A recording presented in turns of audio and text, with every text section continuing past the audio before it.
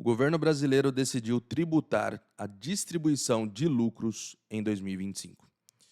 Isso significa mais um aumento na carga tributária, mais um encargo para a população e para o seu bolso. Só que se você for empresário, eu tenho uma forma de resolver isso, porque o governo não se atentou para algo muito importante. Vamos nessa para mais uma aula? Aliás, se você ainda não é inscrito no canal, por favor, se inscreva, dê o like no vídeo e ative o sininho para receber mais informações relevantes como essa e pare de rolar o feed para ver porcarias, porque aqui nós trazemos informações que realmente fazem diferença para você. Valeu? Muito bem. Pessoal, o governo instituiu a Lei 15.270 em 2025. E o que diz essa lei? Diz que se você ganhar mais de 50 mil por mês, ou seja, se você tem uma empresa que paga para você a título de distribuição de lucros mais de 50 mil por mês, você vai ser tributado a alíquota de 10% sobre o valor total pago, creditado, empregado ou entregue. Em outras palavras, o governo trouxe mais uma tributação para aqueles empresários mais bem-sucedidos. Só que é evidente que isso causa um efeito cascata. Eu, enquanto empresário, o que eu vou fazer? Eu vou repassar esse custo no meu produto para o consumidor e é evidente que quem sofre com isso é a população. Existe um ponto, pessoal, que o governo ele acaba dando um tiro no próprio pé. Se ele aumenta demais a tributação, isso acaba, de certa forma, prejudicando a economia.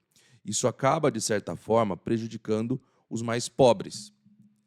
Por isso que não é uma decisão inteligente isso que o governo fez. Só que para você que é empresário que está me escutando e está nessa situação, eu vou te pontuar algo que o governo não pensou quando editou essa lei. Aqui ele fala o seguinte, que a incidência dessa tributação ela é da pessoa jurídica para pessoa física residente no Brasil. CNPJ para CPF. Tá bom. Como de costume, eu preparei uma apresentaçãozinha para a gente conversar. E como é que você vai resolver isso? Eu tenho lá a tributação, eu ganho mais de 50 mil por mês. Como que eu saio dessa sinuca de bico que o governo me colocou em 2025?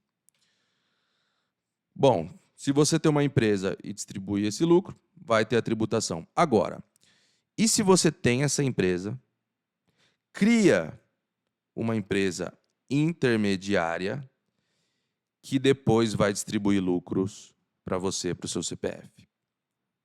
O que eu quero dizer com isso?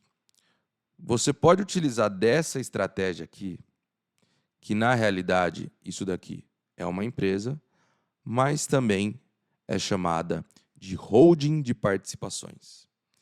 E aqui está o grande pulo do gato. Como a gente viu na legislação, não existe a tributação de dividendos se eu distribuo de uma pessoa jurídica para outra pessoa jurídica. A tributação sobre os dividendos só existe de CNPJ diretamente para CPF. Então, se eu crio uma holding de participações para gerir os meus investimentos imobiliários, o meu dinheiro, se eu quiser investir em bolsa, eu posso, e aí eu distribuo para a pessoa física apenas o estritamente necessário, aquilo que eu vou utilizar para as minhas despesas mensais. Eu deixo os meus investimentos nessa holding de participações. Eu posso fazer isso? E é evidente, aqui eu vou distribuir menos de 50 mil por mês. Porque senão, claro, aqui também teria a incidência da distribuição, do tributo sobre a distribuição de lucros e dividendos, certo? Matheus, essa tal de holding de participações, como é que ela funciona? Gente, ela é uma empresa criada especificamente para controlar patrimônio, que pode ser empresa, pode ser imóvel, pode ser investimento, pode ser carro, pode ser qualquer coisa.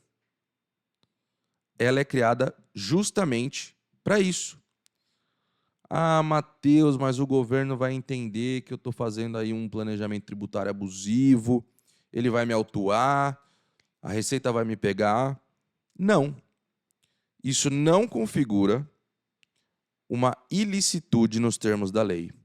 E eu vou te explicar onde que está isso. Está aqui, na Lei das Sociedades Anônimas, vigente desde 1976. O que diz o artigo 2º? Pode ser objeto da companhia qualquer empresa de fim lucrativo, não contrária à lei, à ordem pública e aos bons costumes. Mas o pulo do gato está aqui no parágrafo 3º. A companhia pode ter por objeto participar de outras sociedades, ainda que não prevista no estatuto. A participação é facultada como meio de realizar objeto social ou para beneficiar-se de incentivos fiscais. Vamos voltar aqui para mim. O que diz essa legislação? Que eu posso ter um CNPJ para controlar outro CNPJ, ainda que este CNPJ controlador não tenha uma atividade típica. Ou seja, ele não emite nota de prestação de serviços, ele não emite nota de venda, ele não industrializa nada. É um CNPJ criado só para participar de outra empresa ou outras empresas. Esse CNPJ, que seria essa empresa controladora, ela pode ter investimentos, pode ter imóveis, pode ter tudo o que você quiser. E essa, senhoras e senhores, é a estratégia que temos utilizado aqui no escritório para os nossos clientes para não pagar a distribuição de dividendos. Então, imagina, eu posso ter uma empresa com 2 sócios, pessoa física, e aí eu crio essas holdings de participações intermediárias para que eles possam manter os seus investimentos nessas holdings, ao invés de distribuir totalmente para a pessoa física e pagar esse ganho de capital, essa tributação sobre a distribuição de lucros e dividendos. Essa estratégia já está validada, já está em andamento, e agora, se você for contador ou advogado, você vai fazer o seguinte.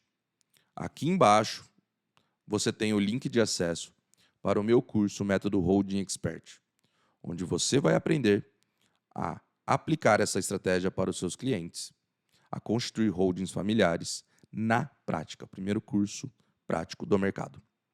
Beleza?